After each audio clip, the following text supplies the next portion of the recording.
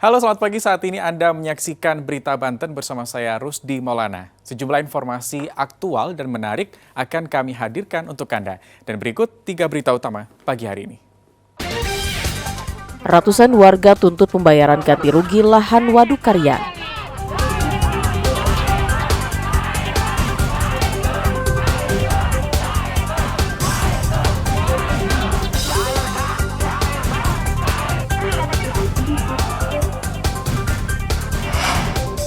Salah gunakan BBM bersubsidi, 15 pelaku ditangkap.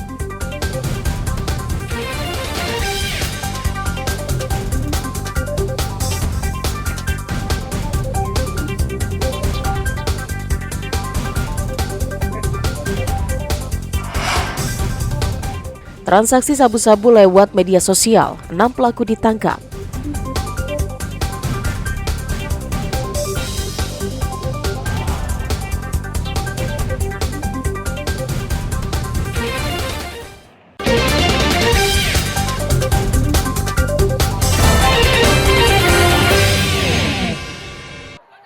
Ratusan warga desa Tambak, Kecamatan Cimarga berunjuk rasa di kantor Bupati Lebak. Mereka menuntut ganti rugi fasilitas sosial yang terdampak pembangunan waduk Karian.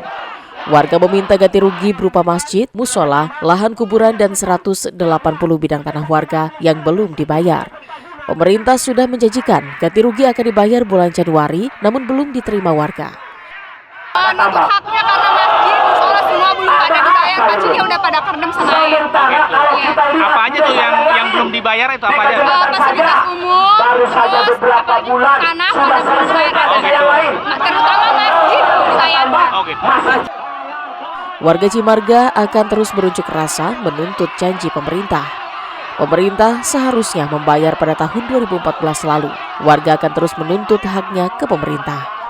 Kami datang ke sini karena fasilitas umum, contoh musola, masjid yang belum dibayarkan sudah dari 2014 sampai dengan 2024, berarti 10 tahun molor.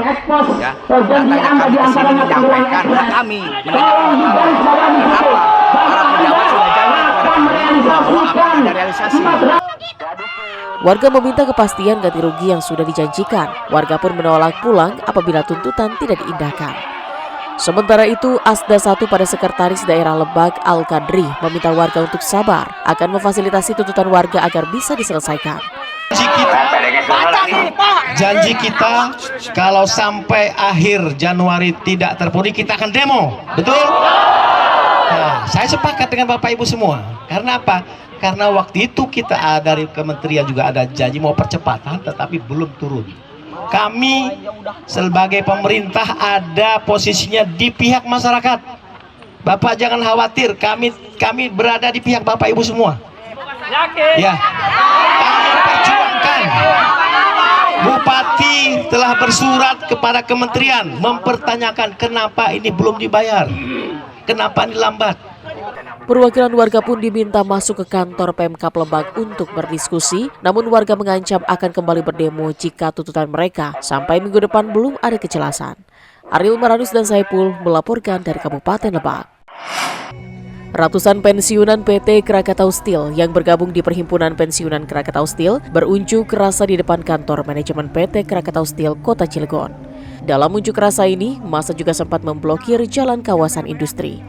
Mereka menuntut PT Krakatau Steel untuk mengembalikan hak pensiunan mereka yang dihapus oleh perusahaan BUMN tersebut. Mereka mengeluhkan penghapusan kenaikan sebesar 5% dana pensiun setiap tahunnya. Penghapusan ini sudah berjalan sejak tahun 2020 lalu. Peraturan dana pensiun tahun 2009 yang saat itu berlaku diubah oleh pihak PT Krakatau Steel secara sepihak dan menghapus sebagian hak pensiunan PTKS.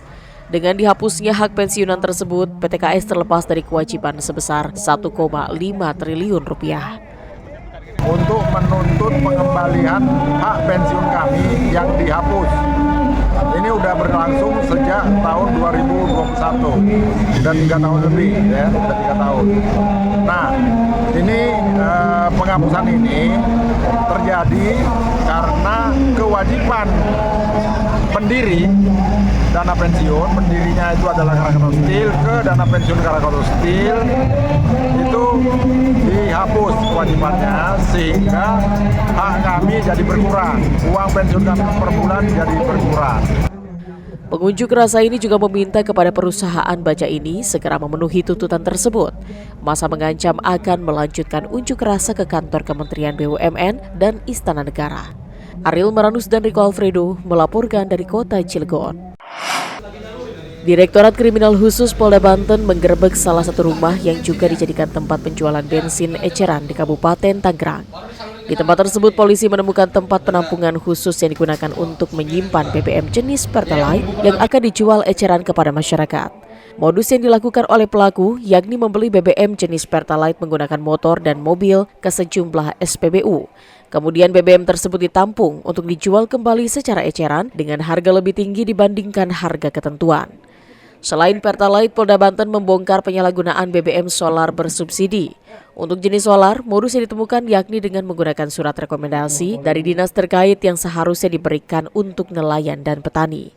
Namun surat rekomendasi tersebut digunakan untuk membeli solar yang kemudian dijual ke sejumlah industri dengan harga yang lebih tinggi. Pelaku bisa membeli dengan harga Rp6.800, kemudian dijual kembali dengan harga Rp8.500 per liter. Dari 11 kasus penyalahgunaan BBM bersubsidi, polisi menangkap 15 tersangka dengan barang bukti 2.343 liter BBM jenis solar dan 5.471 liter BBM jenis Pertalite, serta 10 kendaraan roda 2 dan 7 roda 4. Kami berhasil melakukan pengungkapan kasus tindak pidana penyalahgunaan BBM subsidi atau pengangkutan atau niaga terhadap barang-barang bersubsidi yang disubsidi oleh pemerintah, bahan bakar minyak yang disubsidi oleh pemerintah, dan bahan bakar penugasan jenis Pertalite sebanyak 11 kasus dan 15 tersangka. Dan saat ini masih dalam proses penyidikan dan pengembangan dari pihak Polda Banten dan jajaran Polres. Para tersangka akan dijerat dengan undang-undang tentang migas dengan ancaman 6 tahun penjara. Ariel Maranus dan Fajri Munawir melaporkan dari Kota Serang. 6 pengguna sekaligus pengedar sabu-sabu ditangkap Satres Narkoba Polresta Serang. Mereka ditangkap di sejumlah tempat berbeda di daerah Pulau Merak, Kota Serang, dan Tasikmalaya, Jawa Barat. Terungkapnya jaringan ini berawal setelah polisi menangkap satu pelaku di wilayah Kota Serang. Polisi kemudian mengembangkan kasus ini dan menangkap pelaku lain di sejumlah tempat. Polisi menyita barang bukti berupa sabu-sabu seberat 108,31 gram, timbangan digital, dan 4 gawai. Modus yang biasa digunakan yakni membeli sabu-sabu paket sedang, kemudian memecah menjadi paket kecil. Pelaku kemudian menjualnya melalui media sosial.